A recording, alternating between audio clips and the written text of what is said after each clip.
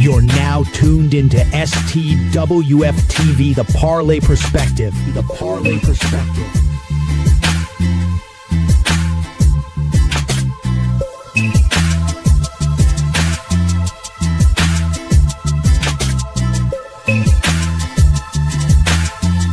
Five, four, three, two, one. Welcome in, Parlay Perspective on a Monday.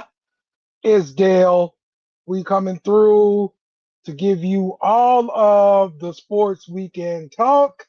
There is absolutely, without a doubt, what's going on with you, Mike. Jake's in the building. What's happening, Jake? Hey, second here. I thought I was going to be last. I was late. I was looking, helping for dinner, all this other stuff, WNBA draft. I'm having a great day. How about you, Dale? It's a freaking Monday, Jake. It's a freaking Monday. Hey, this is the first Monday I've had in a while that I'm actually happy it's a Monday. Oh, yeah? I usually don't get that way until Monday Night Football, at least. So, and particularly Monday night, not Monday morning. I'm not happy. Monday Night Raw's on, Dale. How are you not happy? Yeah, I watch that on delay anyway because I'm always doing this show. Therefore, I cannot watch it live. Don't give me any spoilers, Jake. Well, I'm not watching it. I told you I'm watching the WNBA draft, so I can't even see it. So we're on the same thing. Okay, good. All right. So, let's get into this thing and let's get started with the show here, Jake. The WNBA free agency is heating up. We got a lot of things going on here. Let's start off with like the New York Liberty. They just added Sato Sabelli on a multi-year deal, pairing her with Brianna Stewart and Sabrina Longschool. That's like potentially 4 All-Stars for the Liberty there, Jake. They're constantly loading up and making that team better. It's really hard. It's hard to beat the Liberty. I think the only team that's been able to give them fits are the Aces, but they're constantly loading up, and when you have Stewie on the floor, it's really hard to beat them because she's just such a dominant player. I'd go as far to say she's probably the best player in the W right now.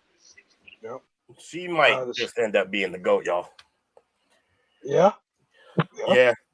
She just got too much success. She didn't I think she lost 1 game in college.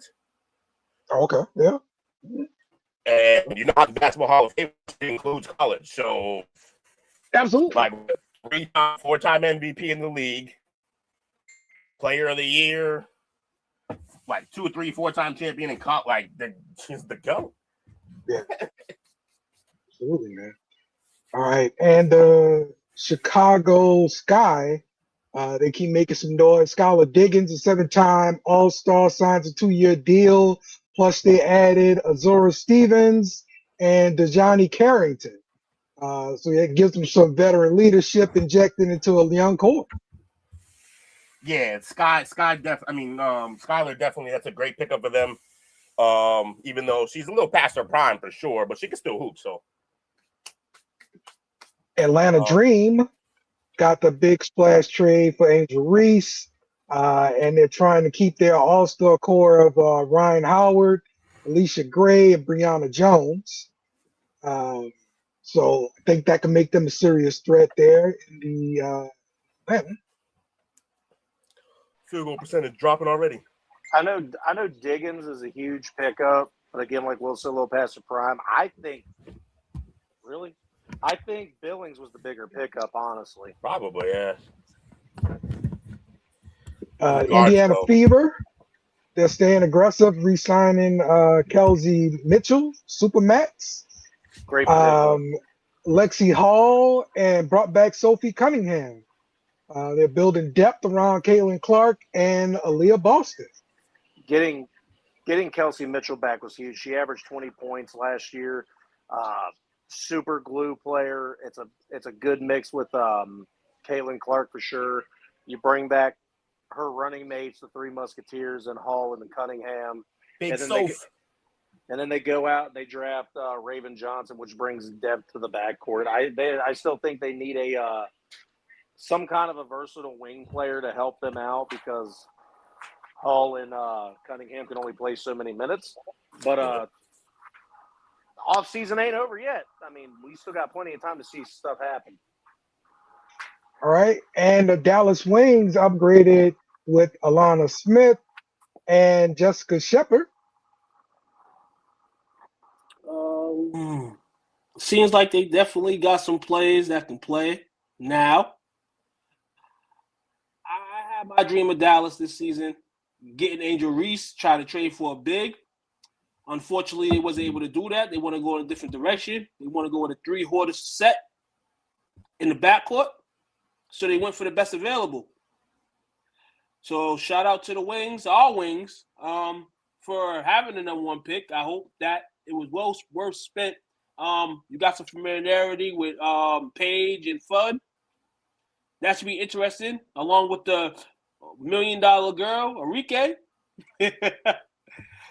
So let's see what Dallas can do this year to not have all the suffering that we did last year as a team. All right. Anything else WNBA you guys want to chat about? Yes. I don't know if we've been speaking on it, but there's Supermaxes now. So certain ladies have gotten the luxury of having either a max contract or a Supermax contract, which is I think $1.4 million. Okay. Funny story. Yeah, we talked about Kelsey Plum. Mitchell getting it. Kelsey Mitchell got it. I think Marina Mabry got it from the new expansion team, the Tempo, and Kelsey Plum got it. But Kelsey Plum basically took 999,999. Didn't take the extra buck. Okay. So I guess she was joking that it was basically to help the team out. So All right.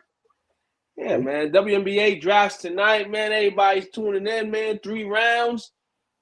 More than the NBA, but of course less talent in terms of the number of ladies and teams. So shout out to these ladies for having their night, their moment. Honestly, like don't even get too excited about the first round picks. They will cut their asses. No. A lot of them will get cut. Out of these first rounders, I see about 2 of them getting cut. But I like this draft this year. Flau'jae to Seattle that's coming in, huh? Flau'jae got the rights got traded to Seattle. Yeah, Flau'jae got traded to Seattle. Let's go. That's good then. That's a good. Hey, Seattle picked. Seattle knew what they went backwards. They're like, hey, maybe we made a mistake. Got Flau'jae. You need a guard. Skylar Diggins is gone. She signed with the Sky. So yes, that's early. Hopefully some early play for Flau'jae. Seattle. Yeah. Love to see it. Love to see it. She is a star. Don't tell me otherwise. Flau'jae is a star. Brittany Griner as well. I don't know if y'all talked about her. She signed with the Connecticut Sun. I believe she's getting one of those little big checks too to join the Sun. Wasn't her career supposed to be over? That's what told me. Yeah. Nah. He thought so. He must have thought that Brittany Griner had no talent. But you can't teach that talent. You can't teach that height. She's still putting the ball in the hoop. She's a double basically. Yeah. Unc thought so. Unc thought he knew what he was talking about. He's like, they're never going to let her back in the league. She got arrested. Yeah. She's still 6'8". And Houston will be the new Connecticut Sky next year. This will be the Connecticut Skies last year in Connecticut. And then they will move to Houston. All right. Basketball edits. What up? Mizzo, what up? It's good. All right, that's the WNBA then. Let's go over to the NBA where the NBA playoffs are set. Playoffs. And we've got some matchups set and everything. So I want to get some predictions of first round playoffs. Do we have any upsets? Anybody on upset alert? We gotta get to the playing games before we get to the round set. But yeah, we got some.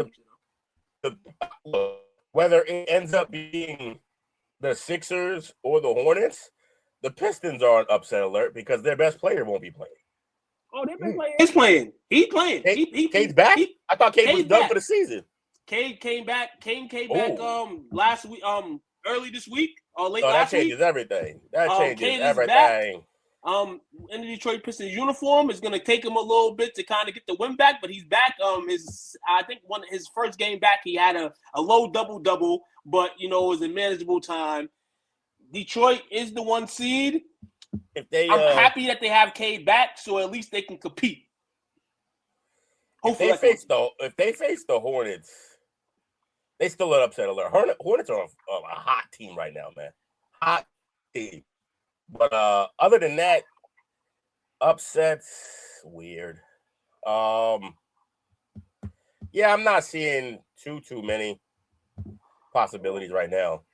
This is Suns are going all the way.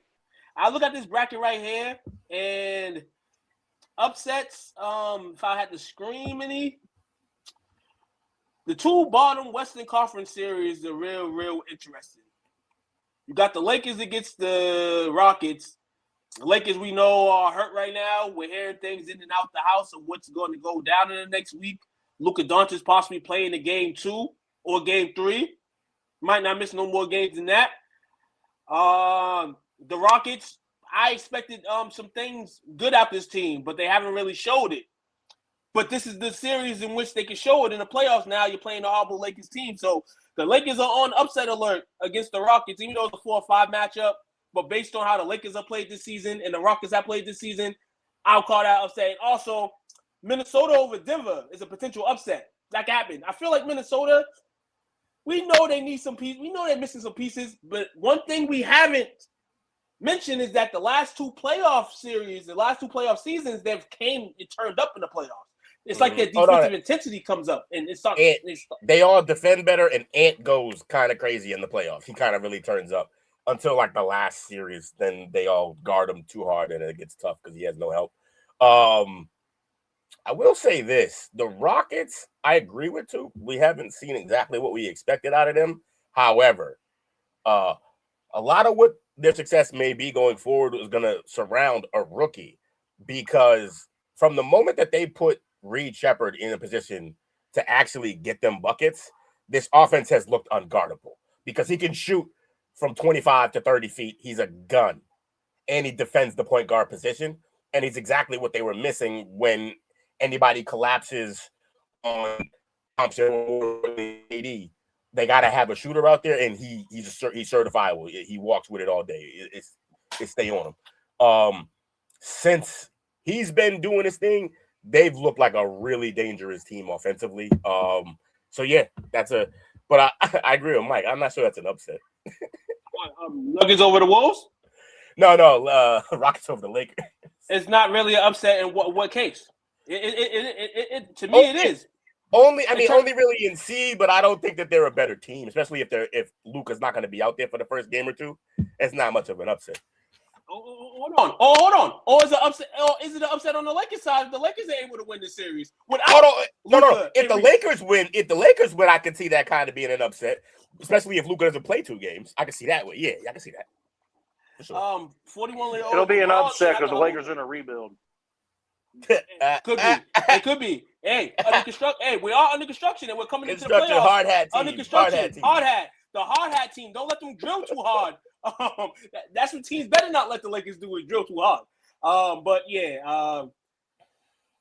playoffs is going to definitely be interesting. The playing games tomorrow definitely interesting as well. I think you got Philly against Orlando, and then you have Miami against Charlotte. Charlotte's looking like a team that wants to really place themselves in the playoffs, and they've been playing good basketball. You're playing against a Miami team that's well-rounded, coached, and experienced for this type of thing. They're experienced in the playoffs. This is a Hornets team that's trying to make some noise. So that should be an interesting ball game right there. Magic and the Sixers, no Embiid. And me and Will, we laughed at this a couple weeks ago. Magic, Sixers, and how I felt that Embiid was going to come back and be the reason why the Sixers come over in this game or series, because we thought it would be a series. But Embiid's not playing no more this season. So now you have the Magic, and like I said, the Magic have had a disappointing season 2 from what we may have thought they could be. Oh, for sure. But they can. They just got this is a dominated by team, the too. Celtics bench. This is a team, too, that can hopefully turn around. Yeah, they got dominated by that Celtics bench last night. It was 30, crazy. 27, and 30 from guys most people don't know their names. It's crazy. And I was gonna go wild, and I was gonna go hammer the Magic last night on social media. But then I looked at the association yesterday and the games and the players. There was a lot of players under the woodworks that were pitting up points. I mean, it's the last game of the season, but the Magic specifically, from what you've been in the last few years and trying to come up, there's no way you lose that game yesterday against the Celtics, basically 12 to 18 men. You don't do that. Mm-hmm. You don't lose that game. But it's going to be interesting to see what team comes out. I think the Sixers. I still think the Sixers could win. Yeah. Still think the Sixers could pull it out. Hey, look, they got veteran leadership. They got guys like Maxey who could just take over a game. I wouldn't be shocked, but I'm just more like Orlando's been underachieving all year. They got to step up sometime. Mike says they got a Wagner brother back. Which one? Because it matters. They got Franz Wagner back. If they got Franz Wagner back, then we can Franz. If it's Franz, then this is a different series. If it's Mo, Mo Wagner, go back to Michigan for that 8th year. That 8th year is crazy. Oh man! All right, Dale, you can come back, little baby. Hey, listen, baby, we're gonna. Hey, Dale, this is for the next. You don't want to be here because we're doing basketball. For the next 2 months, we're gonna have NBA playoff highlights and all that stuff, man. And got no idea what I'm doing right now, man. I have some idea. I got an idea. I could probably guess. It's one of 3 things. Underneath my bed, man. Other NBA news. Dog stuff. Doc Rivers gone as the Bucks head coach. Surprising exactly no one, including Doc. He knew. Everyone knew. When Doc said, "Look at my resume," you knew it was over. He was gone. Hey, when Doc said, "Look at my resume," it's because he had just typed it up. He knew he was going to need it. So Doc is gone in misery in Milwaukee. As we all know, that Giannis is looking to head out. And Doc's like, hey, Giannis, if you ready to head out, I will not be in the offseason to be the reason why you left. That is fair. He's like, I'm not on that grenade. It got nothing to do with me. My name Paul. That shit between y'all. He's gone, man. So he's gone. Other news in the NBA. There ain't no news in the NBA because playoff time starts. And it starts tomorrow. Tomorrow night, with your playing double-headed. Playoffs. Also, where did you find this bracket, by the way, Dale? This bracket is terrible. You do great work, but this is chaos. This is one of those Instagram brackets. You gotta be. No, this is an Stop bracket. My man tried to make an AI bracket. Was this an AI? Stop talking about my assistant. Okay. Your assistant nice. Mailed it in on this one. Is all I'm saying. It looked nice. No, That's all that matters. It looks nice. All that matters. Absolutely right. It looks nice as long as you squint and don't actually try to read any of it. Because if you look on there, twice. Because if you look on there the right way, the 2nd and 7th seed are both the Celtics. Yeah, and then the Atlanta Hawks are the 1 and 6 seed on the other side. Stop worrying about the details. Crazy, because that's the West. So you know what's crazy? I'm worried about the details. You know what's crazy? The only 2 games I really wanted to talk about was the 2 games that actually had the 2 teams I was playing. And that's Milwaukee, Minnesota. Mike said in this bracket, the Celtics are a lock to get out of the first round. They're playing themselves. Yeah, really. Right. And then this is okay. It's okay if I say it, but if you look at it from far away, the 4-seed Lakers looks like the Crackers. Oh. It does. Why? And it's on the left side. Yo, this thing is crazy. Stop talking about my assistant, damn it. Your assistant needs to stop using. Hey, this is like in class when the teacher knows you plagiarized. That's what this is. He used AI. He know it. Get your assistant together. Why the fuck does Cleveland get 2 chances? I know. Celtics too. No one's getting out of the East. It's gonna be Celtics Cleveland final for sure. AI got a way to go. That's all. Yeah, we appreciate the laughs. Seriously, we do. Thank you so much. Yeah, if this is the AI that's gonna take over the planet, I think we're safe. Well, we got more to go. So here we go. Continue with the show. More AI? Yes. Let's get ready for James NASCAR. Yeah. All right. Everything happening in NASCAR right now. Jake, take it away. First off, why'd you have to have Kyle Larson wrecking Denny Hamlin? You know I can't stand that guy. I don't think he knows. Once I don't think again, he remembers. we are talking about my assistant. Leave my assistant alone. They're doing great work. Well, the thing that I Continue, really Jake. like is it's like somehow you knew green was my favorite color, so I appreciate what you did with the color scheme system. Again, it was Elad. It wasn't Dale. It was Elad, his All assistant. right. Some pretty cool. Dale, to the group chat, I did send a video of how the end of the race went. When did you send it? Not too long ago. It's in the parlay chat. You'll be able to find it. It's an X video. Not that kind of X, too. Calm down. All right. So, Ty Gibbs, driver of the 54 car, is the grandson of Joe Gibbs, who everybody in here should know who Joe Gibbs is, Coach Gibbs. Ty Gibbs won his first Cup Series race. It only took him 4 years, but he finally won his first race at Bristol this weekend. Whole family was excited. Everybody was happy. Denny Hamlin's been a really big mentor for him throughout his career now. He's won many of ARCA races, many of other series. Good for him. This is the end of the race for him. He's fighting off two of the best drivers in the series right now between Ryan Blaney and Kyle Larson, of course. Ryan Blaney was really fast on the bottom. He knew how to hit his marks. Ty Gibbs found a lane up top and was able to hold him off. There were at least 3 different times Ryan Blaney looked like he was going to have him, but he was able to take the top. And when you have the top at Bristol, you have a bigger launch pad coming off the corner like that. And here's the final. Yeah, I was going to ask, because usually that hard inside is the way you jump ahead. But he kept evening up with him every time he got that inside, and then they'd come out of the turn, and this monster car is just faster than his.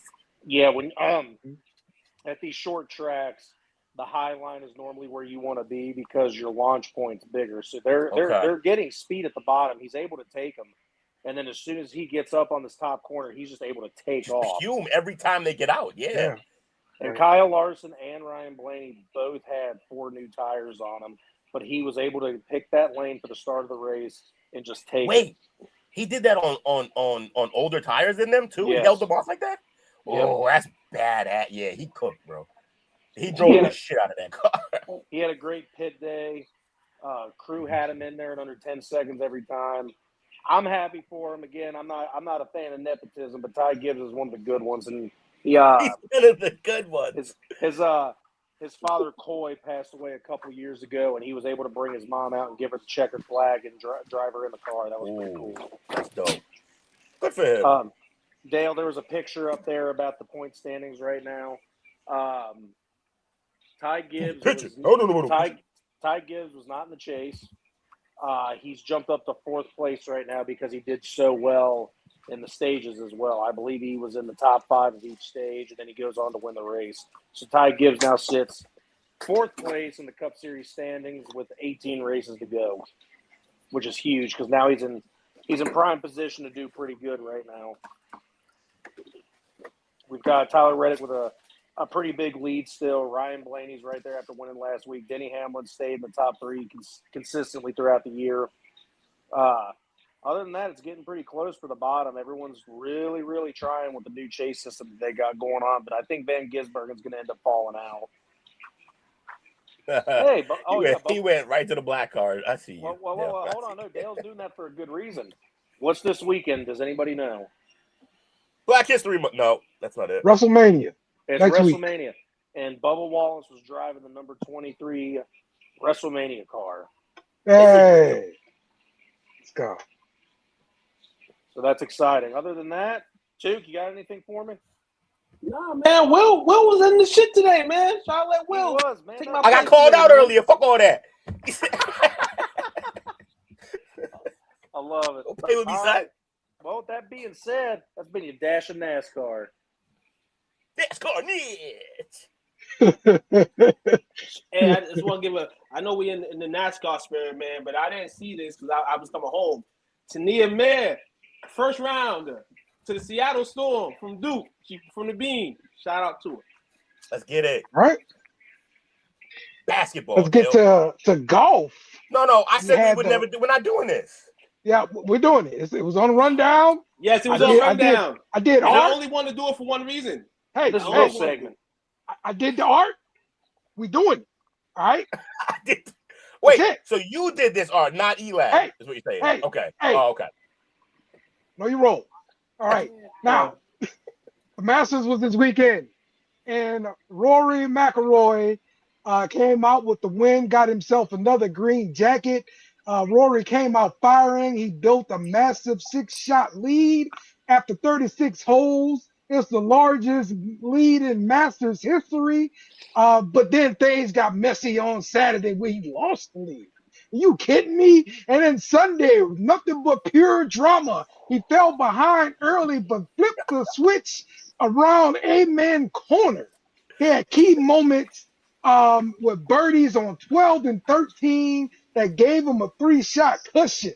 He held off Scotty Scheffler and the rest of the field to win by 1 shot.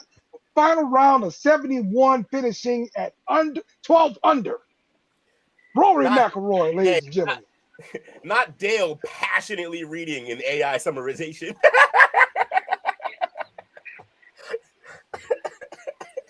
Shout out to Roy McIlroy. Dale Hey. described Roy McIlroy in a T. This has been Roy McIlroy's whole career.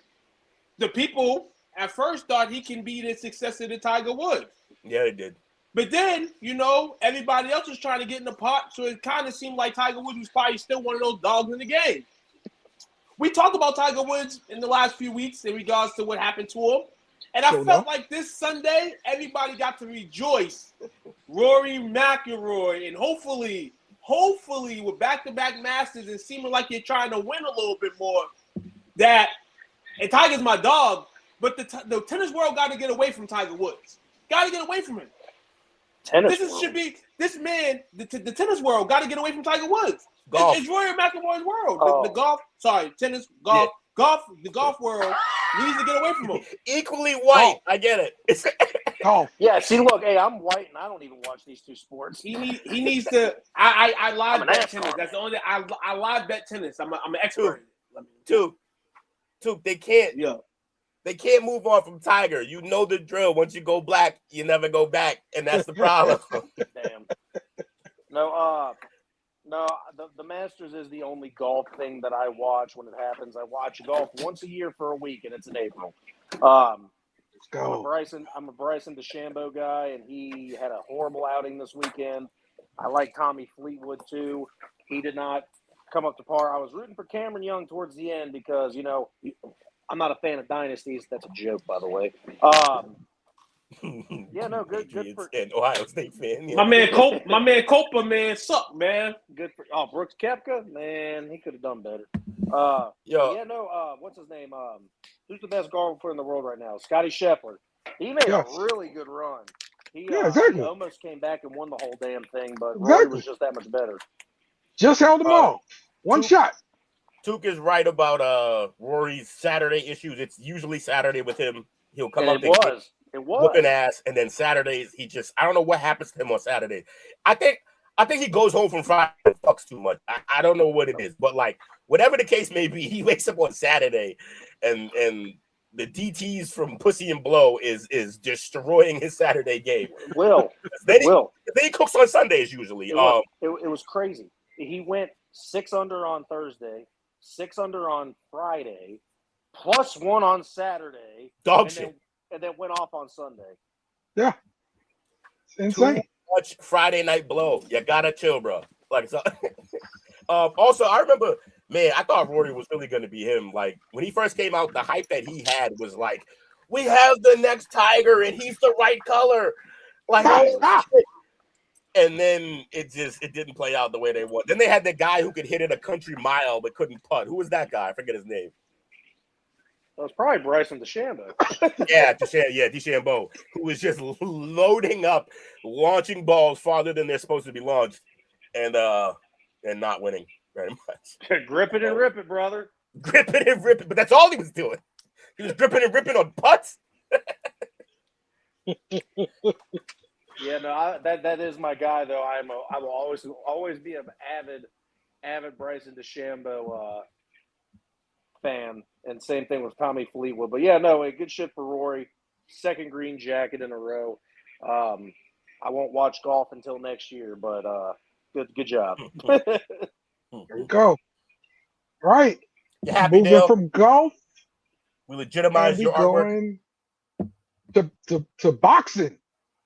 All God, right. Anthony Joshua is such a hoe.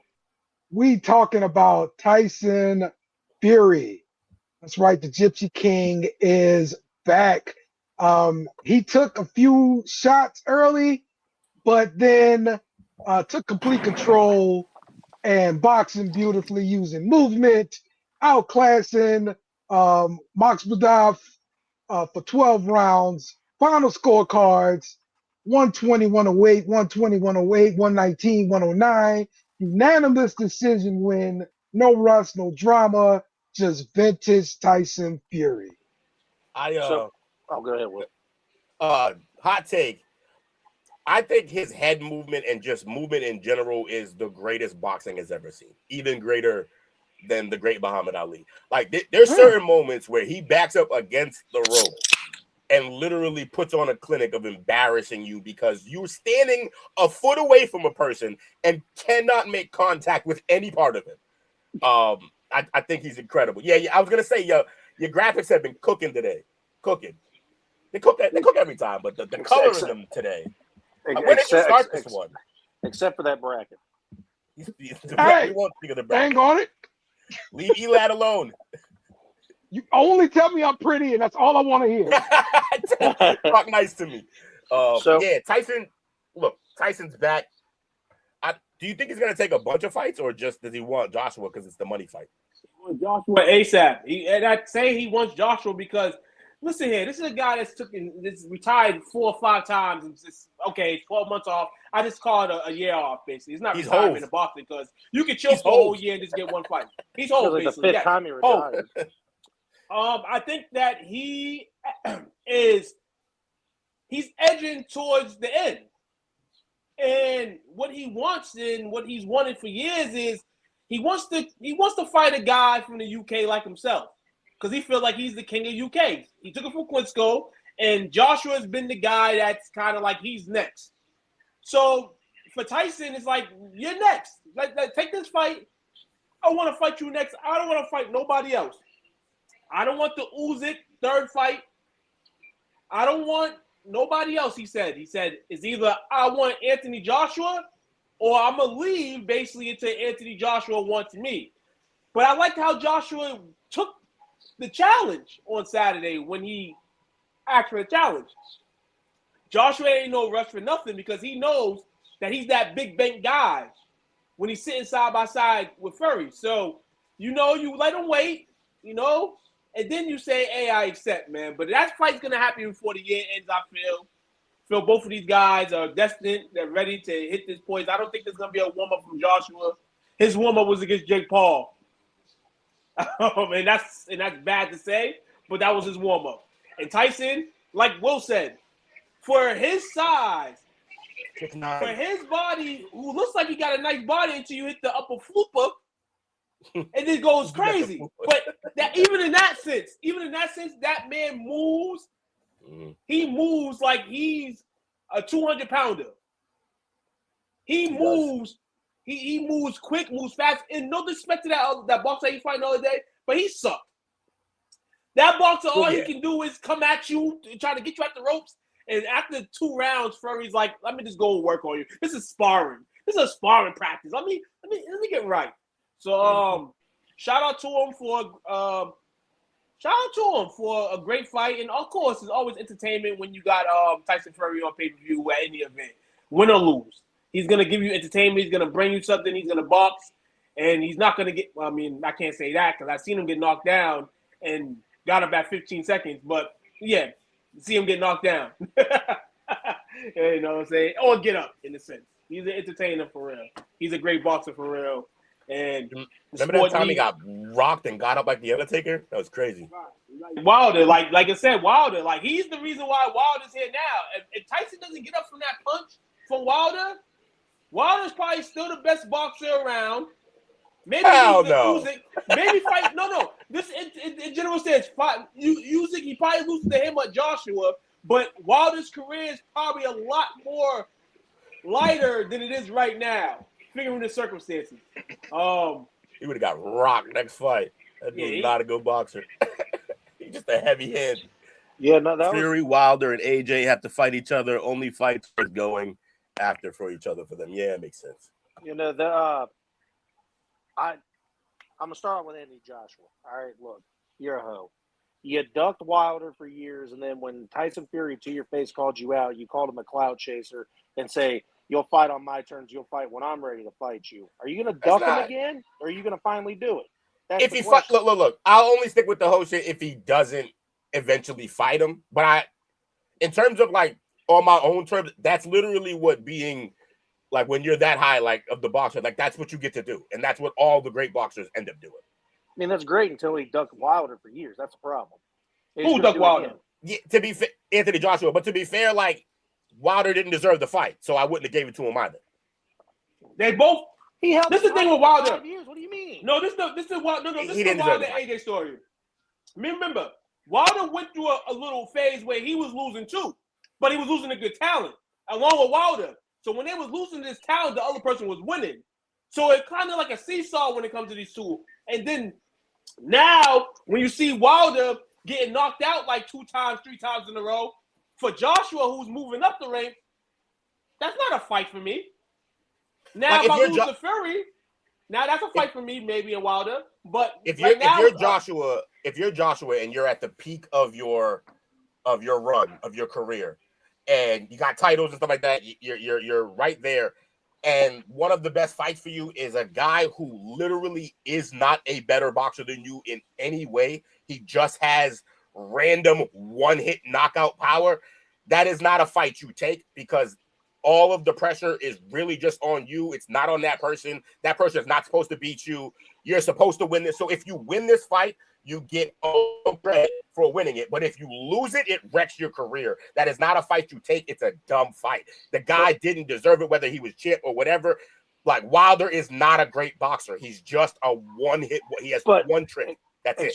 Excuse my my less knowing boxing knowledge here. Yeah. But hasn't he been derailed twice? He lost to Ruiz and then he got knocked out by Du Bois. So like, right. But those are fights that like it makes like it's not crazy to lose that fight. That's another. It was crazy. Legitimate box. Like I'm trying to tell you, the reason he didn't want to take the Wilder fight is because Wilder is not a good boxer. It's not. It doesn't do anything for him to beat him. It doesn't do anything for Joshua's career to beat Wilder at all. And I agree with that. But losing to Ruiz was wild. No, Ruiz was having a little run. He was always fat and he had a little party issue, but Ruiz was still respected as like, yo, this guy is a legitimate boxer. He's not just a one-trick pony, whereas Wilder is. But that one trick can kill you, so it's like it's not worth it.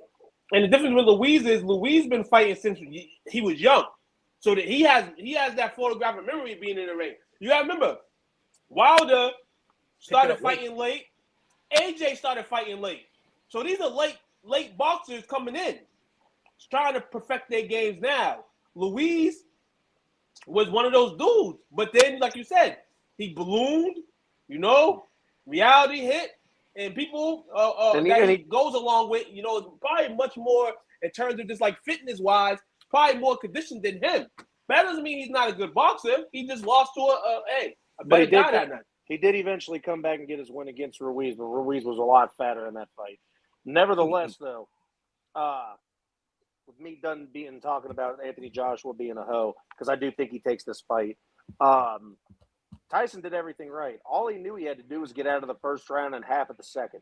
Because that, I'm not even going to try to pronounce his name, but the Russian guy has literally won most of his fights. I think it was like 75% of his fights in the first round, all by knockout. Mm-hmm. So if he could weather the storm at the beginning, which he did, he put on a beautiful boxing performance after that, ducking, weaving, connecting when he needed to. Again, Tyson Fury is not a knockout kind of heavyweight. He is technical. He beats you on the feet. He beats you through, what's the word? Not combo. Will, what happens when they miss and then he hits a shot? Counter. He beats you with the counter. I mean, Tyson Fury is top tier, one of the best to ever do it, period. And he showed why this weekend. I think he would have lumped Muhammad Ali up, honestly. He's a lot bigger than Muhammad Ali. Yeah. 6'9". Dude, 6'9". 6'9", like 262. He's 264.5. That's what he came into the fight at. yeah. Monster. And to move like that at that size is outrageous. He said Wilder is a more trained version of Kimbo Slice. Exactly. Zero technique, all power. I agree. Yeah. Again, I've already made this very known to a lot of friends. The only reason I got into boxing back in the day was because of Deontay Wilder. No, So, that's fine. Like, he's fun. He was fun, but like we have to understand what he was, which is not a great I'll still put on the if Deontay Wilder's fighting, I'm pitting on the fight. I mean, I don't because he has one shot power. You got to watch in case you got to watch him because that one shot might, like you said, might have been Joshua's career. Could be somebody's career. You don't want it to be Joshua's. We don't want it to be Joshua's. We actually, I don't have no problem with Joshua. I actually want to see Joshua rise to the top. I actually want to see Joshua as the heavyweight champion and beat the best.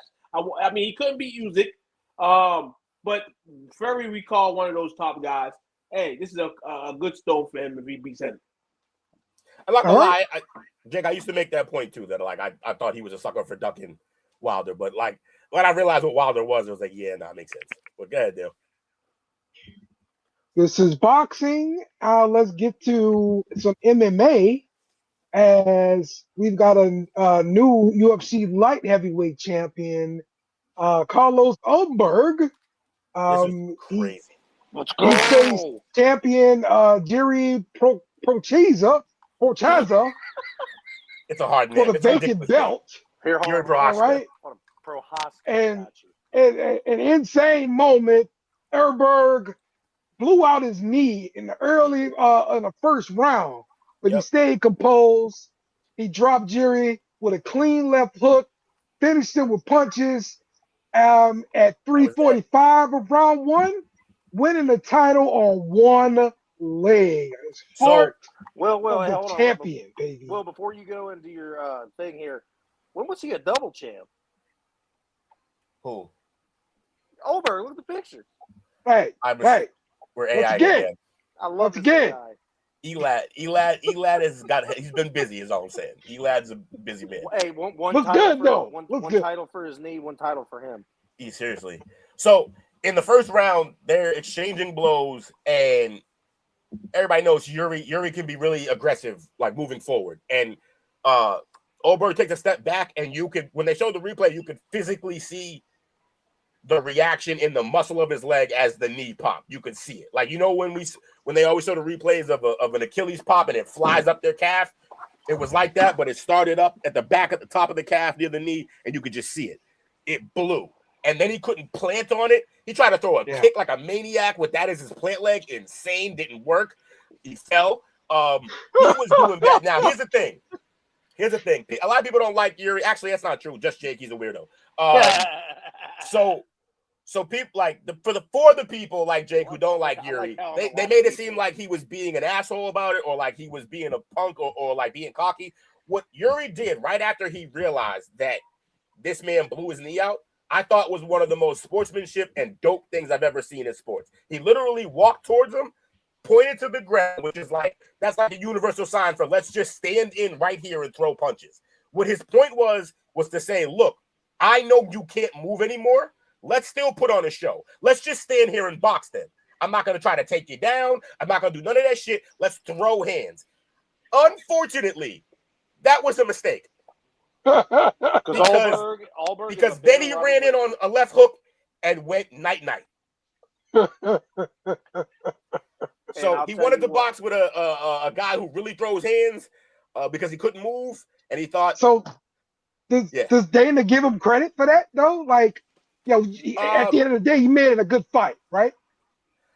So if I'm Dana, I'm like, damn kid, you fucked your shot up. Like, again, he's basically like the third time.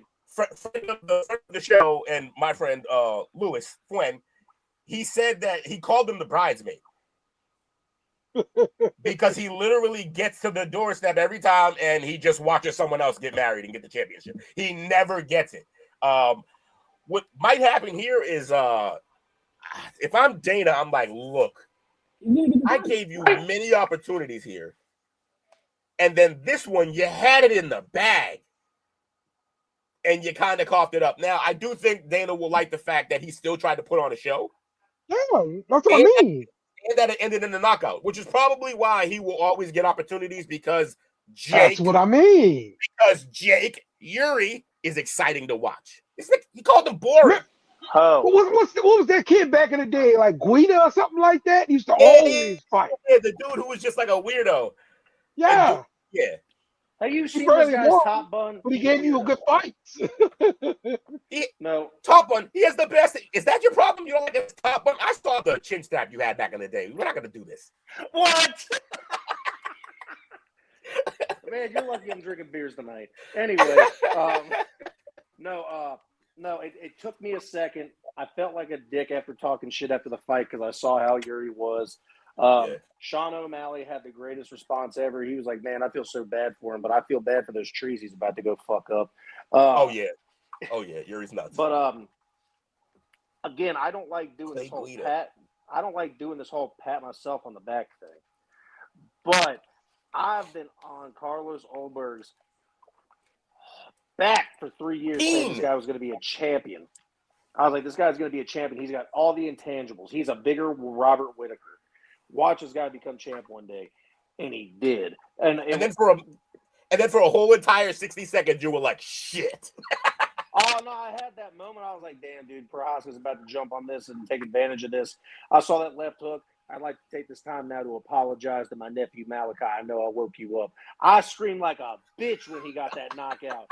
I had to go down and explain to my sister what happened. My son's up. What do you do? I'm like, Chrissy, I'm sorry. I love you, but my guy just won the title, all right? There's more important shit happening up there, sister. Yeah. The shortest title reign of all time. The shortest. Hey, great fight. Duke, I was literally talking to Will about that. I was like, damn, it sucks. He just won the title, and he's probably going to have to relinquish it. Yeah. But no, it was exciting. Wasn't it like interim, though? No, that was for the full-blown title. Vacant, huh? No. I'm saying, like, wasn't it vacant before for this fight? Yeah. This was for the no. Pereira had it. He moved up the heavyweight, relinquished the title. So yes. So meaning it was vacant. Yes. I thought you said interim. You fucked me up. Well, because it's just vacant, interim, vacant. But yeah, nonetheless, pretty cool. I see that Dale has some other highlights up on this thing. I'm not ready to talk about Costa's thing yet. Yes, no, the Hokit guy. That was a battle. I mean, prime time. He was trolling the entire. A star was weekend, made, acting like Randy Macho Man Savage, walking up on people. Prohaska said, "Get the fuck away from me." Ulberg was laughing at him. What came out of this is that this was an absolute battle, like Tuke just said. These guys was throwing, and he ended up coming out of this fight winning and getting himself on the White House card. Will, take it away. I do think, look, I like Curtis Blades, but I think that because it was this close, I don't know how good this guy really is, because he should have, I feel like he should have beat Blades down. But look, this was a knockdown drag out, man. This was all hands. This was a bar fight. There was, I don't remember any takedown attempts. I just remember full hands being thrown the whole time. Both fighters came out, puffy faces, bleeding. This is what you tune in for. The only thing that could have made it better was a late round, just absolute knockout. But sometimes these are just fun to see two guys throw down and no one knocks out, and you got to go to the card. And he won. Good for him, man. Look, I thought I heard someone scream, "Adrian, I didn't hear no bell." Yeah. Throw the damn towel from Blade's side because he's getting knuckled up. But okay. Y'all want to talk about this Costa thing? Costa's so weird because he's a specimen. He always looks phenomenal, and then he gets in the ring and he's not always as he presents himself. But he showed up, and the best thing about this fight is that he won it with pure technical work. Mm-hmm. That's always been his problem. People are just he gets in there looking like Adonis and tries to overpower people, and it doesn't work. This fight, there was none of that. He stuck to his game plan. It was working, and it worked, and he whooped his ass. So shout out to Costa. Yeah, the head kick knockouts are always like one of the best ones. Yeah, Shadow Realm, because the lights go out before you hit the ground with head kicks. Yeah. Like it's not a. Sometimes you get the punches and the guy just goes down woozy, kind of still try to find himself on the ground. Head kicks, that never happens. You are 'Cause to going me, to still sleep. the best MMA highlight ever is my boy jumping off of the cage. And, Oh, yeah, kicking that dude. oh, see, that's Masvidal? yeah. Oh no. Did Masvidal jump off the cage? I forget who did No, the kick this happened in way back. yeah, it was that the one the UFC bought. It was the blue mat. Oh yeah, okay. I forget who did that. My favorite one is the guy. Was it Buckley? I believe. Where No. the dude caught one kick. He caught one kick in his arm, and then he Okay. did a spin kick off of the kick that he caught and sent this dude into orbit. It was the Shadow Realm all over again. I was away from my iPad, Dale. That was called the WEC, and WEC. that was Pettit, Pettit. something like that. Did that Oh, to Benson Pettit. Henderson? Wait, Pettit got Henderson with that? Yes, Yeah, Benson my Henderson got. My other favorite knockout. That's the first time I ever saw that junk connect. So, Ever. Will, you know what the craziest part about that kick was? When he hit that kick, Benson Henderson was out, falling to the ground. The only reason he woke back up is because his head hit the mat. And he got right back up after Yeah, that. sometimes the mat wakes you up. He was gone, hit the mat, and woke back up and was like, "Hold on, I got to fight still." Yeah. WEC seems to be pretty entertaining, bro. It was some of the best small That's why they got bought guys out. you've ever seen fight. Yeah, exactly. That's why they got bought out. Yeah. Yeah, no, they Yeah. didn't have middleweight. They had middleweights later, but they didn't have middleweights, light heavyweights, or heavyweights. It was all the small ones. Yeah. I think they were the first one to have men's atom weight, which is smaller than flyweights. That's an absurd. Also, 115 pounds. UFC needs to use a different weight scale. It doesn't make sense to use boxing weight scale. It's not the same sport. All right. Anything else on this UFC event besides the president getting booed or not cheered or whatever you want to call it? That's funny, yo. He's unanimously loved at all the UFC events, but he's made 16 lately that people don't like, and he got booed. Good shit. Shout out to America. May 16th, MVP has a full slate of MMA matchups that features Ronda Rousey, Nate Diaz, and Francis Ngannou. This is the one for Netflix? So, an all-star cast of 10-year-ago vets like who were good. Yeah, this is the one for Netflix, right? Wild, yeah, this is the one on Netflix on May 16th. Gotcha. Hey, and one last thing. Shout out to Cub Swanson. Great career. He was a WEC legend, Dale. He absolutely destroyed Nate Landwehr in the first round and knocked him out cold. Cub is one of the OGs of being a killer in the ring, and I will miss his fights. I understand he was like, what, Will, 42, I think? Way too old for this. Yes, he was. It was time, but he didn't look like he aged at all in that cage. No, man. he didn't. They fed him caviar in his last fight, but yeah. I know this. Holly Holm. Where'd this come from? Not an MMA fighter no more. She is a boxer. I mean, it was crazy when I heard that she was a boxer before she became an MMA fighter. But she on May 30th will be getting a WNBA light world championship shot. She'll be fighting Stephanie Hand, who was 12-0 with I think How 3 old or 4 is knockouts. 44. She's young. Holly Holm's like 40. Yeah. She's a girl. She's 40. How old? In her last fight, it was a dominant fight. She was out there. She's 44. She fighting like George Foreman out there. I thought Holly Holm was a kickboxer. Yeah, she was. Now she's a kickboxer. Yeah. So now she's got to box and have to keep her. I keep waiting for one of these kickboxers to go into boxing and accidentally kick someone. It'll be the highlight of the week. It'll lead the show if it happens. I'm 40. Yeah, there you go. But yeah, nevertheless, I wanted to end this on. Careful, Dale. In the climate we're in right now, you gotta be careful. Just wanted to shout out Cub one more time, man. Many great fights we were entertained to. Happy retirement. All right, cool. You ever hear the rumor that Bones Jones was smashing Holly Holmes? He was. Yeah. What a Holmes. All right. Holmes. Let's talk some college baseball. Yeah. LSU got freaking swept this weekend by Smoke Ole time. Miss, the absolute worst team to possibly lose anything to right now, and that's Ole Miss. We got our ass whooped on Saturday, mercy ruled.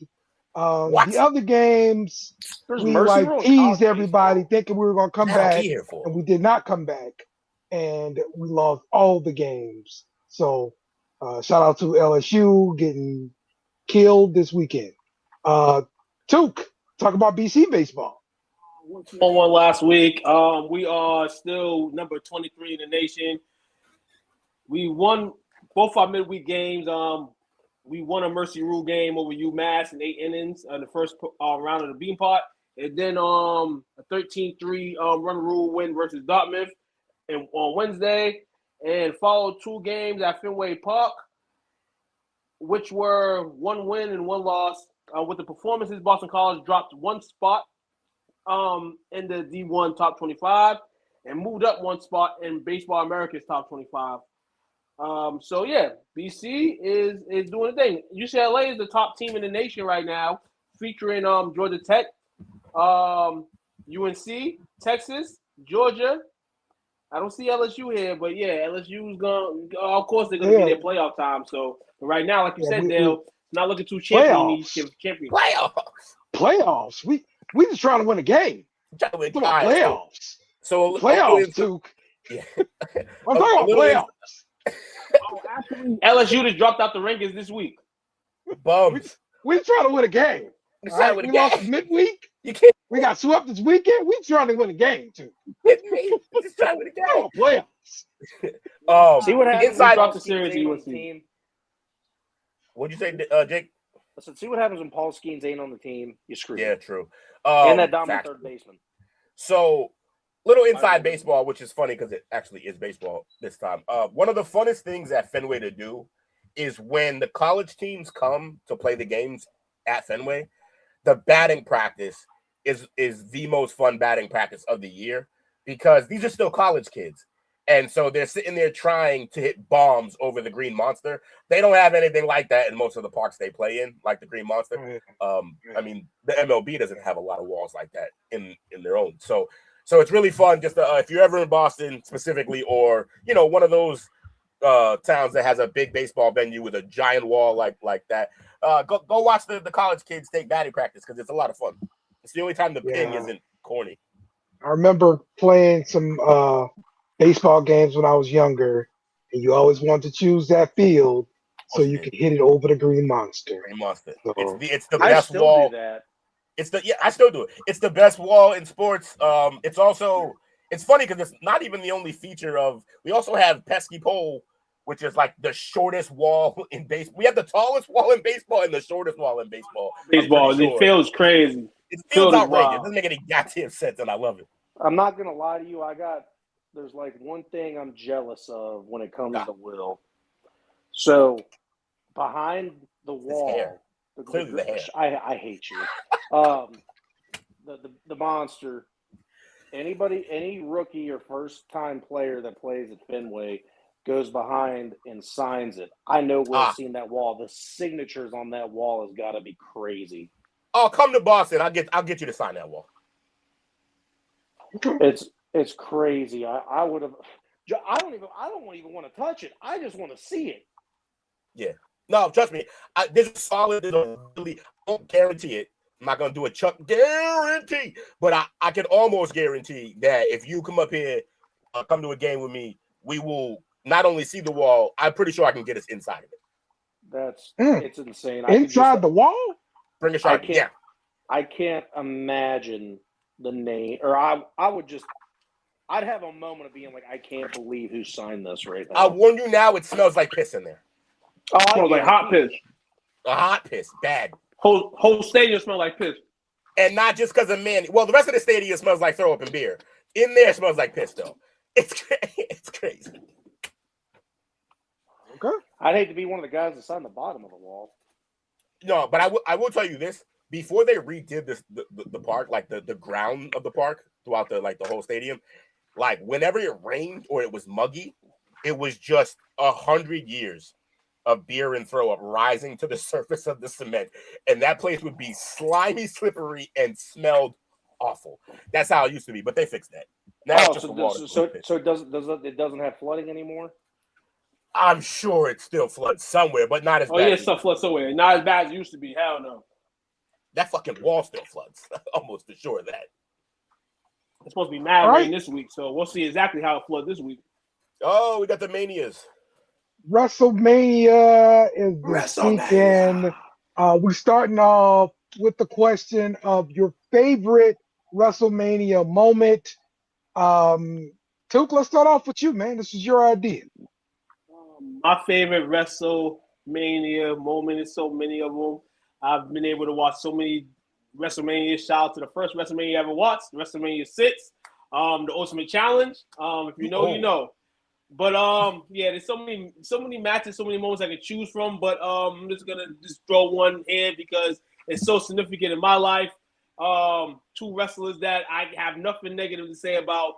The Stone Cold Steve Austin, Bret the Hitman Hart submission match, WrestleMania 13, pitted against any matchup of all time at any WrestleMania, and we can debate about it.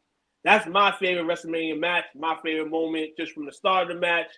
The symphony that the match provided, and this overall, a storyline between those two guys that should have continued, but stalled out after WrestleMania. But that could have been something that could have went 2, maybe 3 WrestleManias with those two guys. Okay. I think we all know where I'm going with this. Where you going? Watch the show. Anything Shawn Michaels, but him against Undertaker and him against Bret. Okay. Those will stand out forever. It was pretty much the pinnacle of my favorite wrestler of all time's career with those two matches. And yeah, so that's got to be for me. Anytime he beat Bret. So like I started off as a Bret Hart fan because my mother was obsessed with Bret Hart. I don't know if it was because he was hot or that he wore pink, whatever the case may be. But yeah, so like I started off liking him, but then Shawn Michaels, I liked Shawn Michaels too, and he was rising, and I suddenly started to hate Bret, especially when they got into their little feud. And yeah, so anytime Bret lost to HBK, I was hyped. You rooted for the right guy, Will. Of course. Okay. Well, we're gonna bring up WrestleMania tomorrow, so we need more information from Mama on her WrestleMania. She was a Bret Hart fan. Love for Bret Hart. Yes, we need also to learn more about that. It runs in the family because my grandmother would have done unspeakable things to Kerry Von Erich. She was obsessed with the Hurricane. Well, yeah, 1 foot and all. Goddamn. Anyway, before he lost the foot.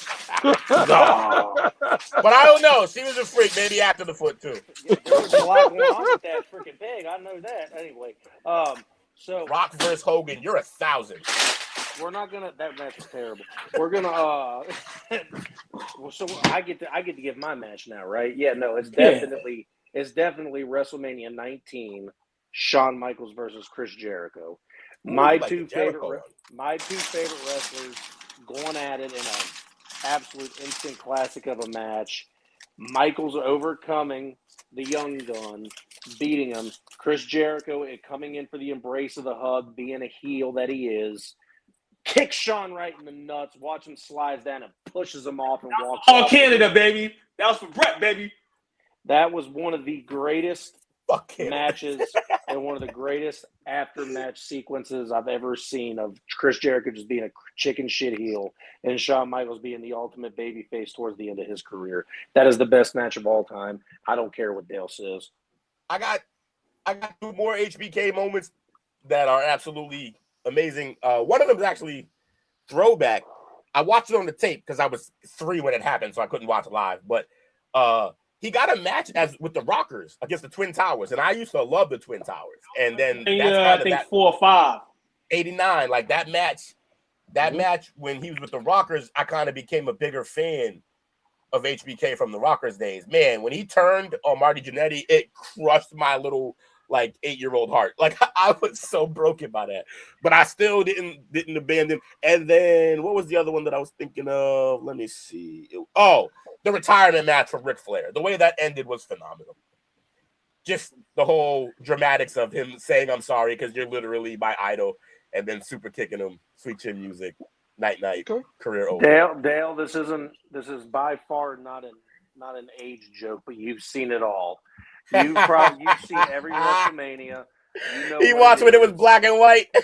I want to know, because this is something I don't know about Dale, and I want to know, what is your favorite WrestleMania match of all time? I mean, listen, my favorite memory is from a more recent WrestleMania, and it's the heist of the century. Seth Rollins cashing there. in Money in the Bank Eh, versus Roman Reigns and Brock Lesnar and winning Was the it because it was championship. unexpected? Yes, I went insane seeing him run down there cashing it in, like for real. Like, He had the "oh my god, no way" moment. I say yeah, that. This is why I say he's better than Roman. And people laugh at me when I say is they wouldn't have let that moment happen if they didn't think Seth was better than Roman. Because remember, Roman was in that matchup for the second straight year trying to get a dub. And the collective at the WWE, the writers, they weren't sold on Roman. So they allowed this to happen and gave Seth the belt. Very, very, very risky at the WWE, but I think they did the right thing that night. I think they knew what they was doing that night, and we had no problem with creative that night. Usually things like that happens. Why they have him do that? Unpredictable. So predictable. That was not predictable at all. You got to remember, he fought one of the best matches on that card early in the day. He fought the first match against Randy Orton, and that matchup was a good 12, 15-minute matchup. And, you know, though he lost, you know, hey, don't matter if you lose sometimes, a.k.a. Bret Hart, 94. Don't matter if you lose the first match. You win the last match, become the champion, everything's erased. all people remember. Yes. That's all people remember. Daniel Bryan, WrestleMania 30, beat Triple H, first matchup of the night. Goes in the triple threat match against Randy Orton and Batista. And what was that? That was in New Orleans, right? I was there. Ball game. So like that was my favorite. No, in terms of a win, that was my favorite win in WrestleMania history when Daniel Bryan won. Because I was a believer. I was part of the yes movement. You know what I'm saying? Like that was me. So question. Go ahead. Were any of the triple threat Hardy, Dudley, Jericho, and them ladder matches at WrestleMania? Yeah. WrestleMania 2000. Yeah, 2000 was WrestleMania 16. Like in 17. To this day, like after storylines, those TLC matches were the best performances put on in a wrestling ring in terms of WWE in the history of anything. Like those were the best stunts. They didn't care about their bodies. They were getting destroyed. Phenomenal. Dale, remind me, was WrestleMania 16 the second time they did that match? Or was that the first time they did the match? That was the first time they did the match at 2000, which is 16. And then when they redo it, it wasn't at Mania. It was at Mania. It was so they did that, and then they did the tables, ladders, and chairs at the SummerSlam 2000. Yeah. There it is. Then they did tables, ladders, and chairs part 2. The following WrestleMania at X7. And so we all got a little bit hyped, though, at least when Floyd Mayweather beat Big Show at WrestleMania 24, though, right? That might have been the worst. Yeah. That might have been to me one of the worst WrestleManias. I was out. It was so stupid. It was David versus Goliath, but it was funny. Yeah, I wasn't interested in that WrestleMania. I wasn't in WrestleMania. My favorite part was the build-up when Mayweather accidentally broke Big Show's nose. That shit was funny. I had infinitely more enjoyment watching Gilbert. That's crazy. Dennis Rodman introduced to the Hall of Fame. I just don't get that still. I mean, I know WCW and WWE's put together in a sense, so it makes sense 50%. But in terms of the WWE, I wouldn't have put them in. But I did hear something. I heard 1996, that was the year of WrestleMania 12. I heard a story that the Roddy Piper Goldust matchup was supposed to be Dennis Rodman versus Goldust. But then WCW already tagged their hand and Dennis Rodman signed to the contract. So that was supposed to be a WrestleMania 12 matchup. Roddy Piper was actually supposed to be Dennis Rodman against Goldust in the parking lot brawl.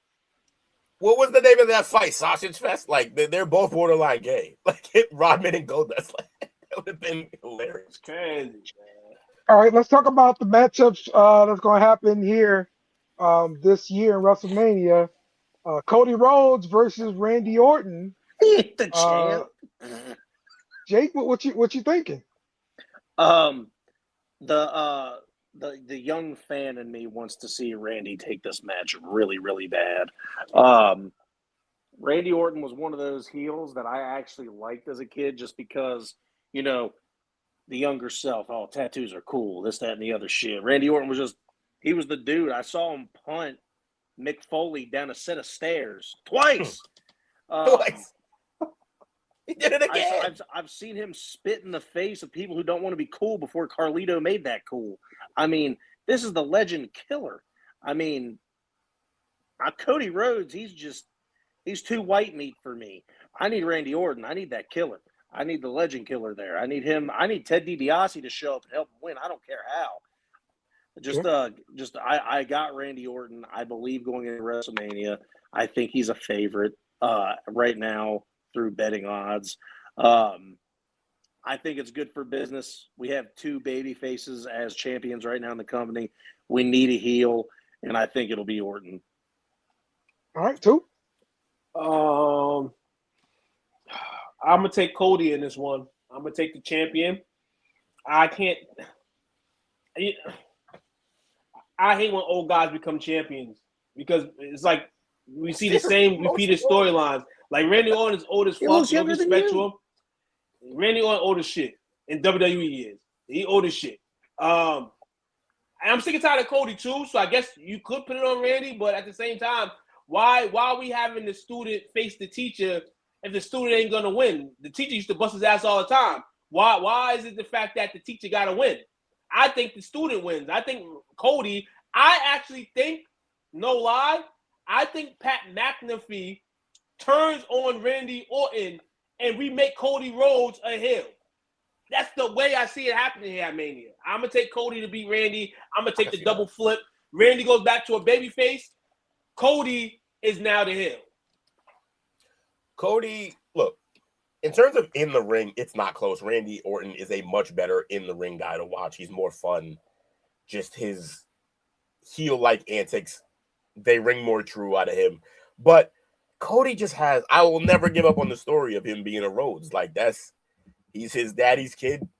He's the American nightmare to the American dream. So I love when he succeeds. Plus, y'all know better than I did the crazy road he had to get here.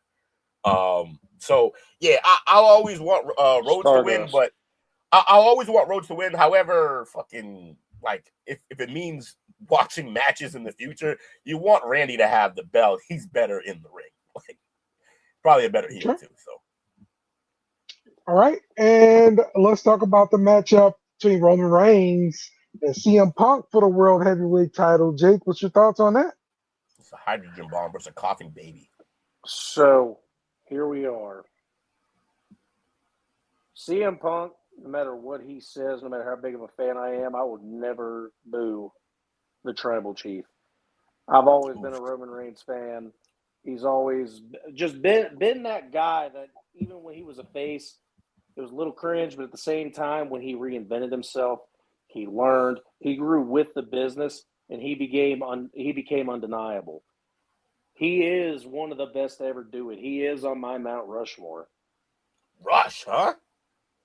But I cannot deny. You only get 4. I know, but I cannot deny the greatness of CM Punk. I cannot deny that him in WWE has made wrestling even better than what it is today. That much better. Just with mic skills, not in-ring stuff, because the in-ring stuff is a little lacking. But the promo, which helps so much, has made this match night 2 worthyable in what we have now. As much as I want CM Punk to win, I'm putting up the ones, Roman Reigns. Yeah, I'm going Reigns too. I got another wrestling question. Who are your top 3 promo cutters ever? I'm going CM Punk. I'm going The Miz, and I'm going MJF. No Austin is crazy work. I'm going Rock.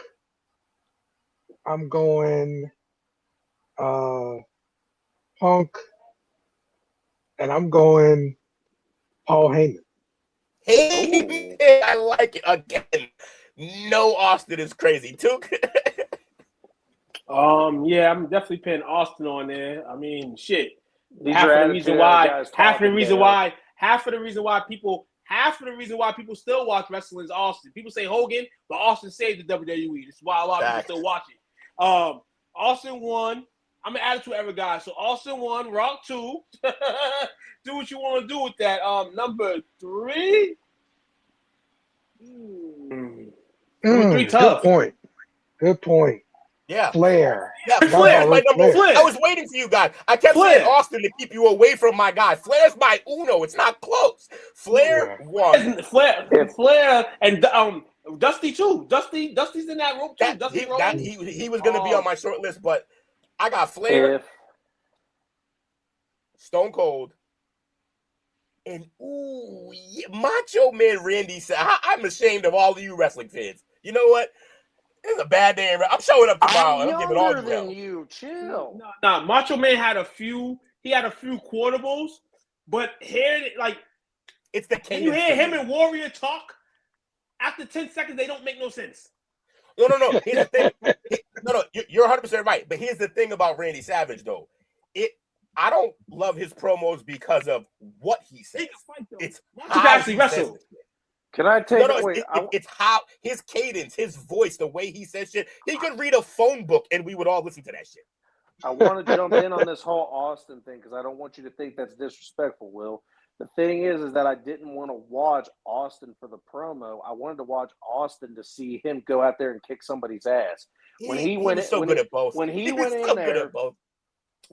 in there and stunned The Rock and put Mick Foley over him to win that championship and flip McMahon out at the off, there was absolutely no mic. It was all crowd work. The crowd, it was in Boston.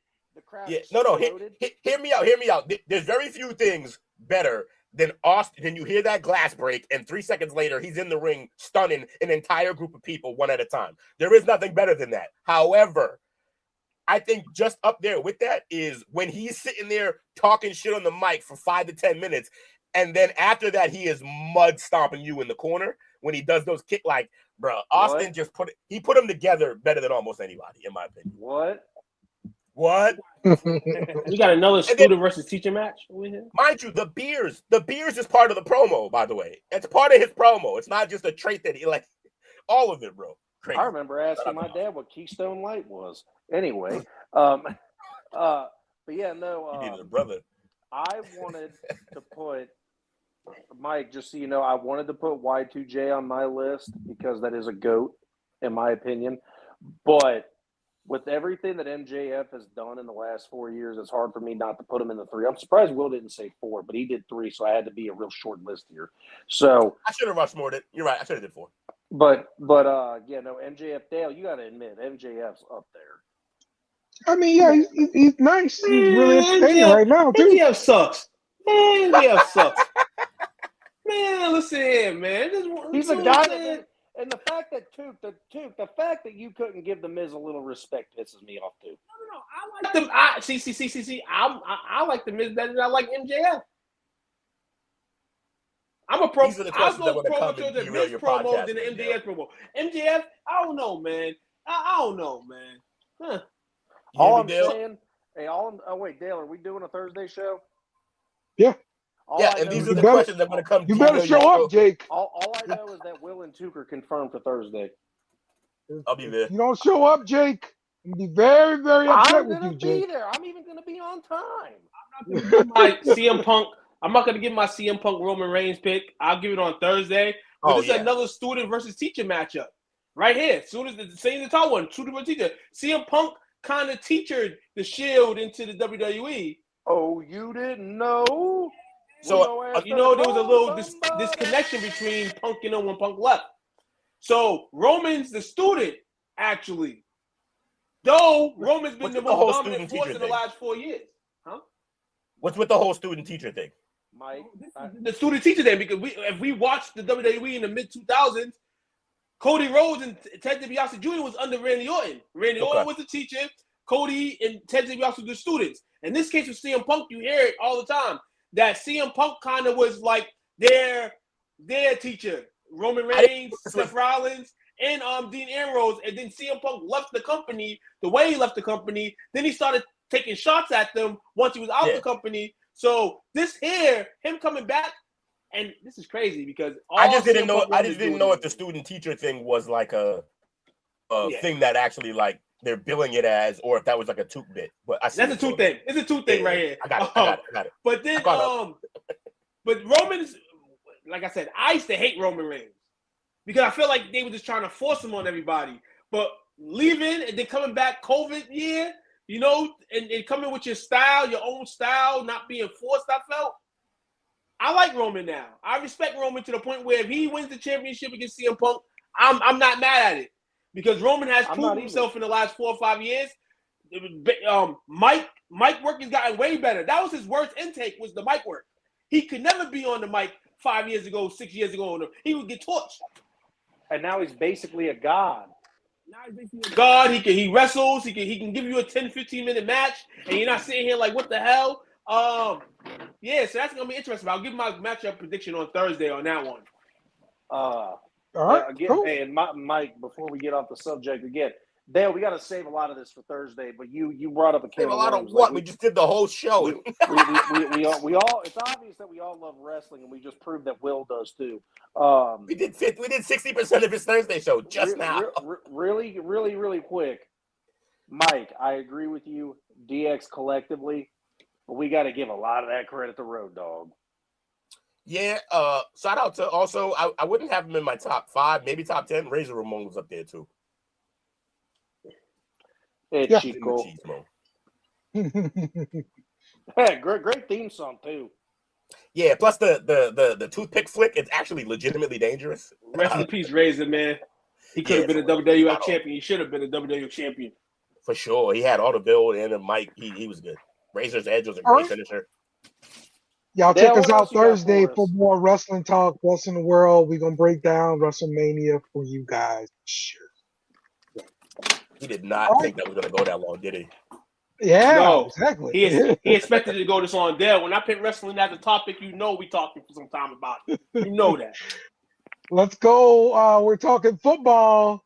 Wrapping this up.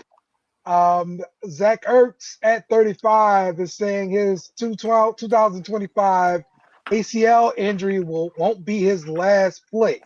The veteran tight end is determined to come back strong. Come back strong on a coaching staff or something. Who? Zach Ertz. Zach Ertz. Man. Oh, Ertz. Bro, you've had this happen to you. Year, bro. He's had it happen to him like 3 different times, bro. Like, he got to wrap it up, B. The Buccaneers look ready to pay Baker Mayfield big money and an extension. Everybody in Tampa Bay loves him. Yeah. And he's earned it after another solid season. So my man, so hold on. My man about to steal another $150 million. He ain't stealing nothing. Don't do that. He's a baller. My man Baker about to steal some more money. Let's go, Baker. Don't you want Baker fan talk about stealing? I like Baker. But hey, I like Baker. But I'm called it's stealing money. Not The because bacon he's bad. is cooking. Not because he's bad, because I don't feel like after a while he's gonna be gone. He's stealing money. He's They stealing need a money. quarterback. He's a good Man, quarterback. look, I bet he ends up back in LA. He's gonna be the Rams quarterback eventually. They did love him. If they didn't have Stafford, he might have been were they going out to get that? Yeah, like they liked him. Yeah. Shout out to Baker, man. He deserves it. You know I don't do that word a lot. And the trade rumors are everywhere. Seahawks general manager John Schneider reportedly reached out about edge rusher Myles Garrett and Kayvon Thibodeau. So could Seattle make a move like this pretty soon? I mean, a championship team like that, where everybody's looking at you and like, you ain't winning that shit again next year. They make a move like this, they're going to be top 2, top 3 team to win the championship right in Vegas if they make that move for Myles Garrett. The Thibodeau guy, nah, that doesn't move the needle anymore. Myles Garrett, if they get Myles Garrett, yeah. We might have to pick them up in the top 3 of teams winning the Super Bowl this year. If they make a move like that. As champions, when champions make a move like that, it can hurt you sometimes, but this is a move that Seattle might need. This would to make keep them more dangerous. Look, their defense was really good. Our line wasn't good, but you add that guy or either of those guys to that defense becomes like dangerous. Nobody's stealing more money than Daniel Jones. That's a goddamn Ocean's 11's proportion. Yeah. We have our Daniel Jones sucks moment of the segment. Thanks. Every quarterback in the NFL stealing money, man. That's sad, man. It's sad. Like Tom Brady definitely didn't steal money. Peyton Manning definitely didn't steal money. I'm just thinking of like even Aaron Rodgers when he was at the top tip hole with shape, he wasn't stealing money. Like these guys, literally, all these starting quarterbacks are stealing fucking money. It's crazy, but hey, it's the way the game is.